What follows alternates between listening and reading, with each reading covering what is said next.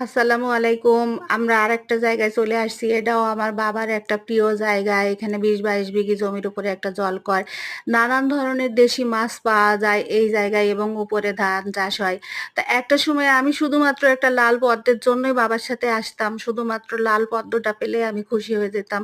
আমি বাবার রাজকন্যা ছিলাম সেদিন বাবা মৃত, মা মৃত। আজকে আর আমি রাজকন্যা নেই। আজকে আমি একটা ফুলের জন্য আসিনি। আজকে এসেছি এই জমির ভাগ নেবার জন্য।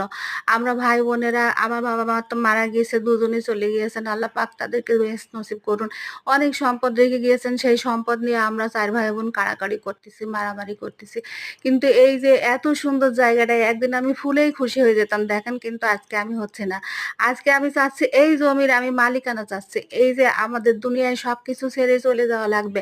কিন্তু ভাই-বোনের সুন্দর সম্পর্কটা যারা নষ্ট করে ফেলে, এই সম্পদের কারণে যদি ভাই-বোনের সাথে সম্পর্ক নষ্ট হয়ে যায়, এর মতো বোকামো আর কিছুই থাকে না।